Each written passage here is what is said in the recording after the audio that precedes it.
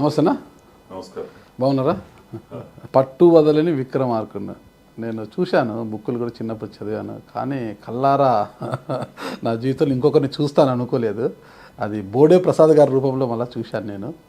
Election మూమెంట్లో ఇక దాదాపు పెనమలూరు నుంచి బోడే ప్రసాద్ గారికి టికెట్ లేదు అనేది అయిపోయింది. ఆ సమయంలో కూడా మీరు ఎక్కడా కూడా అసంతృప్తి లోను కాకోకుండా మీరు మీ ఫ్యామిలీ చాలా రిక్వెస్ట్ చేశారు.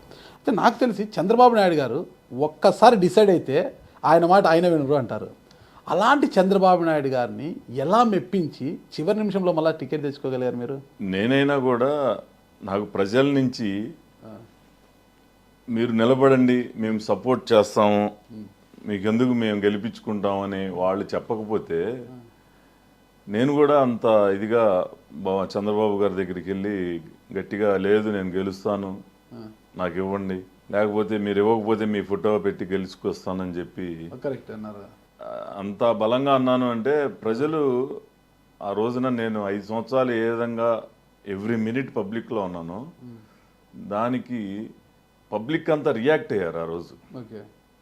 రియాక్ట్ అయ్యి నాకు ఇక్కడ కాన్స్టిట్యున్సీ నుంచే కాకుండా తెలంగాణ ఇక్కడ కూడా అనేక మంది ఫోన్లు చేశారు.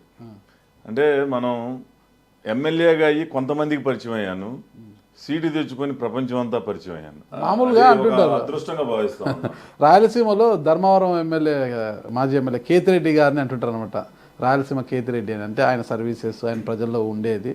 సరే ఈరోజు ఆయన ఓడిపోయారు అనుకోండి, అది వేరే విషయం. కానీ మిమ్మల్ని విజయవాడ కేతిరెడ్డి అంటుంటారు మిమ్మల్ని.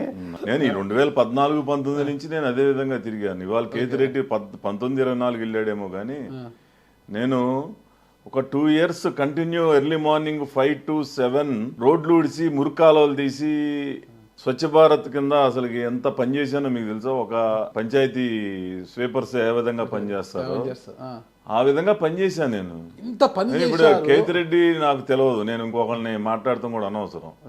నేనే 14 to 19 అంతకన్నా ఎక్కువగా పనిచేశాను నేను. మా యూట్యూబ్లు టీవీ న్యూస్లు కూడా ఉంటాయి, చూసుకోండి. 14 to 19 ఎమ్మెల్యేగా ఉన్నారు, పనిచేశారు. 19లో ఓడిపోయిన వెంటనే ఎక్కడ కూడా అసంతృప్తికి లోను కాకుండా అందరూ ఓడిపోయిన వెంటనే వెళ్ళిపోతారు, ఇంకా కనిపించారు ప్రజలకు. 1 సంవత్సరం 2 సంవత్సరాలు కనిపించారు. అలా ఎలక్షన్ మూమెంట్లో అసలు ఓడిపోయినా వెంటనే మీరు బుల్లెట్ వేసుకొని ప్రజలకు వెళ్తూ నమస్కరిస్తూ ఒకేసారి నేనేం మీకు మంచి చేయలేకపోయానేమో, ఈసారి మళ్ళీ గెలిస్తే మంచి చేస్తానంటూ ఆ రోజు అందరికి నమస్కరించి మళ్ళీ ప్రజల్లోకి వెళ్ళి అలా చెప్పడం కూడా చాలా గొప్ప.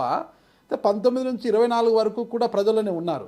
అవన్నీ మనం పక్కన పెడితే ఇంత ప్రజలతో కమిటెడ్గా ఉన్నారు, ప్రజలందరూ మీ వెంట ఉన్నారు, అయినప్పటికీ కూడా ఎందుకు టికెట్ విషయంలో అంత గందరగోళం నెలకొందంటారు అసలుకి? అంటే ఈరోజు 3 పార్టీలు అలయన్స్ అవ్వటం, కొంత ఈక్వేషన్స్, కొన్ని చోట్ల సీనియర్లని మార్పు కోసం అటు ఇటు మార్చటం, ఆ టైంలో పెనమలూరులో వేరే వాళ్ళకి అవకాశం ఇస్తే బాగుంటుందేమో అని చంద్రబాబు నాయుడు గారు ఆలోచన చేయబట్టి లేట్ అయింది తప్పితే వేరే అయితే నేను అనుకోవట్లేదు.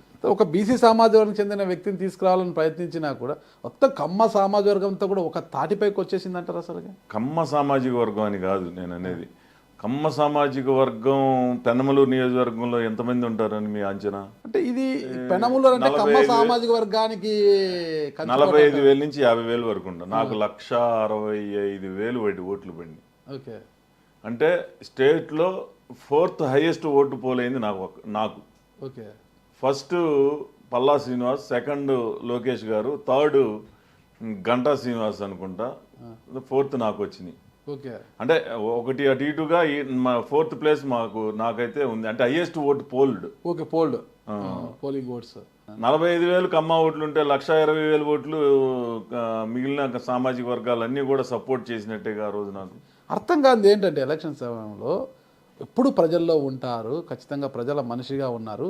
లోకేష్ గారు నాకు తెలిసి యువగలం పాదయాత్ర చేస్తూ వచ్చారు కదా, పెనమలూరు నియోజకవర్గానికి రాగానే ఒక 4 కిలోమీటర్లు ఆయన దాటడానికి దాదాపు 7 గంటల సమయం పట్టిందంటారు అన్నమాట. అంటే అంత పెద్ద జనం మొబిలైజ్ అయ్యారు ఇక్కడ అంతా. 4 కిలోమీటర్లు కాదు, దాదాపు 10 కిలోమీటర్లు. ఓకే, 7 గంటలు పట్టిందంటే మరి ఇవన్నీ పరిగణలోకి తీసుకోలేదా? ఎందుకు ఇక్కడ ఆ కూటమి అభ్యర్థిగా ఇంకోరిని దింపాలనుకున్నారు? ఇవన్నీ ఎందుకు పరిగణలోకి తీసుకోలేదంటారు? లేదు, అదేం లేదు, తీసుకోలేకుండా నాకు ఎలా ఇస్తారు మళ్ళీ?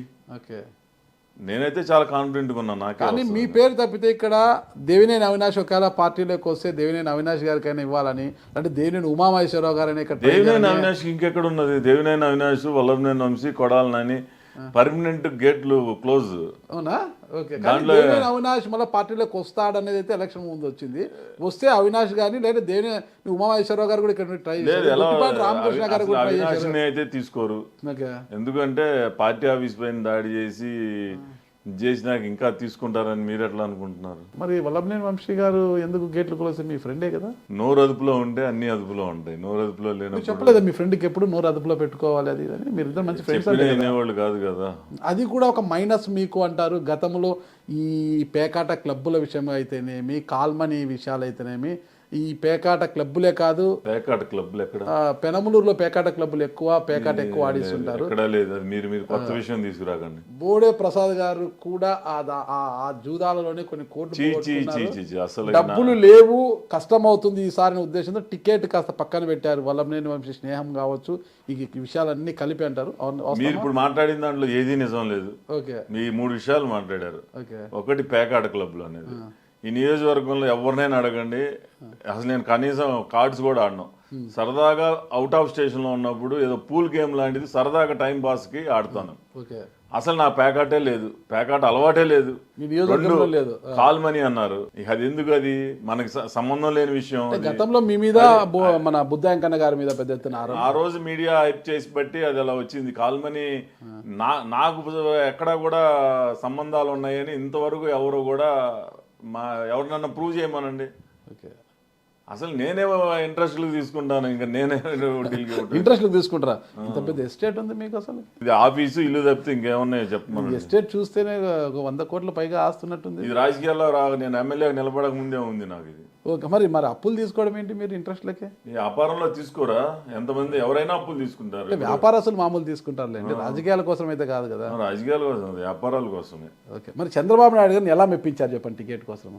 లేదు, పబ్లిక్లో ఎవరుంటే వాళ్ళకి ఇస్తారు. నేను మరి దానికోసం మీరు ఒక మీడియా ముందుకు వచ్చి ఒక యూట్యూబ్ ఛానల్లో కూడా ఇంటర్వ్యూ ఇచ్చినప్పుడు ఏడ్చారు, కన్నీటి పర్యంతమయ్యారు మీరు. అసలు అందరూ కూడా మనసు కరిగిపోయిన దానికి. బోడే ప్రసాద్ గారు అంటే మీ ఆహారాన్ని చూస్తే 6 అడుగులు ఉంటారు, అసలుకి భారీ కాయం, అసలు భారీ పర్సనాలిటీ, గంభీరంగా కనిపిస్తారు. అలాంటి గంభీరంగా ఉండే బోడే ప్రసాద్ గారు బోరుమని ఏడ్చడం ఏంటి, కుటుంబ సభ్యులతో కూర్చొని ఏడ్చడం ఏంటి అనేది కూడా అందరూ కూడా బాధపడ్డారు. బాధేస్తుంది కదా, చాలా బాధేసింది ఆ రోజున. ఆ బాధలో వచ్చినాయి కన్నీళ్ళు. హ్యాపీ అంతా చంద్రబాబు గారు టికెట్ అనౌన్స్ చేసిన వెంటనే? లేదు అని మళ్ళీ సీట్ అనౌన్స్ చేసినా ఎవరికైనా ఉంటుంది కదా సంతోషం.